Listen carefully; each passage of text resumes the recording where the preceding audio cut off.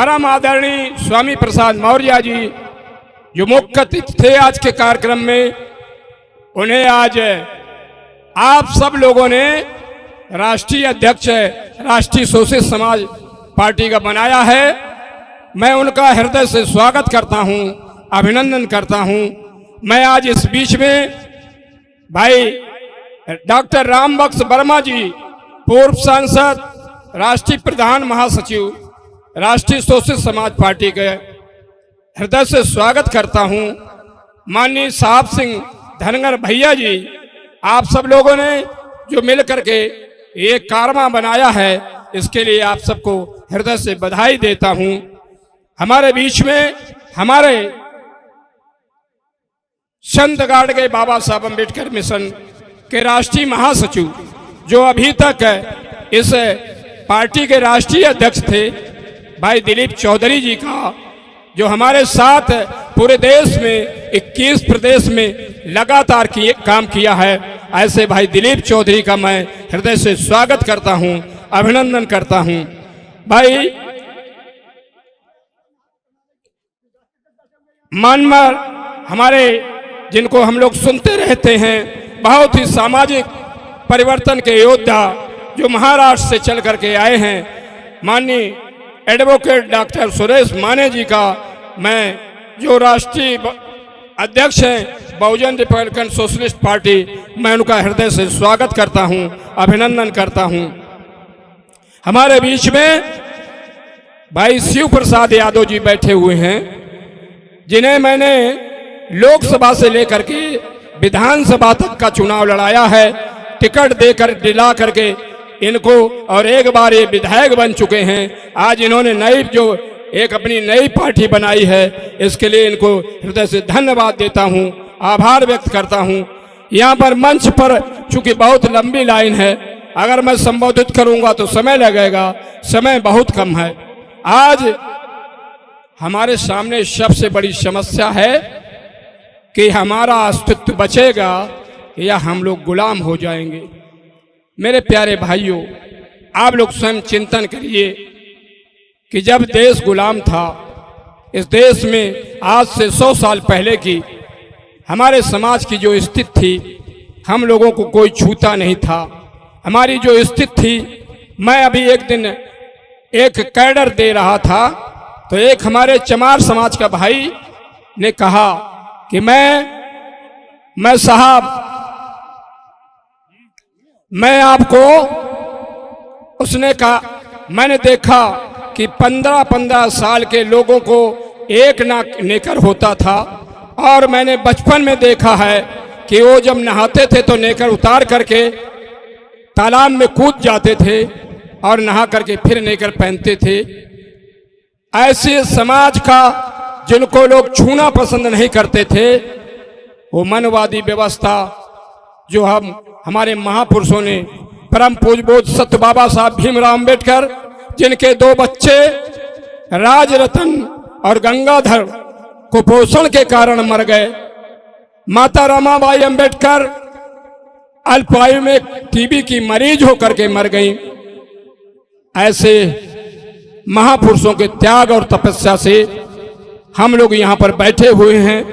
मेरे प्यारे भाइयों, मैंने जिस मसीहा के नेतृत्व में काम किया, 14 अप्रैल 2084 को पार्टी बनी थी बहुजन समाज पार्टी, और 15 तारीख से 15 अप्रैल 1994 को पार्टी का सदस्यता अभियान शुरू हुआ था। मैं पहले दिन ही बीएसपी की सदस्यता ग्रहण की थी। मैंने कभी नहीं सोचा था कि मैं उत्तर प्रदेश में 3 बार मंत्री बनूंगा, 4 बार विधायक बनूंगा, ये कल्पना की बात नहीं थी। लेकिन मेरे प्यारे भाइयों, मैं आज, चूंकि हमारे मंत्री जी ने कहा कि समय कम है, मैं बताना चाहता हूं कि मानवर कांसी राम साहब, आज जितने लोग आप लोग बैठे हैं, आप लोगों से बताना चाहता हूं, और भाई आदरणीय स्वामी प्रसाद मौर्य जी से मैं बताना चाहता हूं कि ये जितने भी आंदोलन चले हैं वो क्यों फेल हुए हैं। मानवर कांसी राम साहब ने जो अध्ययन किया और सार निकाला, वो ये था कि जिससे संघर्ष उससे समझौता नहीं, और जिससे समझौता उससे संघर्ष नहीं। अगर आप जिससे संघर्ष है उसको अपने साथ लिया तो आपका आंदोलन कभी सफल नहीं होगा। ये मानवर कांसीराम साहब का मूल मंत्र था। आज आदरणीय स्वामी प्रसाद मौर्य जी के यहाँ मैं एक दिन बैठा था, भाई अंबिका चौधरी जी आए और हम लोगों से बातचीत हुई कि भाई ये आप लोग देखिए, ये हिंदू राष्ट्र के संविधान का प्रारूप तैयार, ये 12 अगस्त 2022 के दैनिक जागरण पेपर में निकला था, और इसमें वर्ण व्यवस्था के आधार पर न्याय व्यवस्था का प्रावधान किया जा रहा है। मेरे प्यारे भाइयों, जब वर्ण व्यवस्था इस देश में लागू हो जाएगी तो हमारे लोगों का क्या इतिहास बनेगा। मैं आप लोगों से विनती करना चाहता हूं कि ये जो 20-25 दिन के अंदर अंदर ये लोकसभा का चुनाव होने जा रहा है, अगर इसमें हम लोग अपने ईगो टकराएगा तो गुलामी से कोई बचाने वाला नहीं है।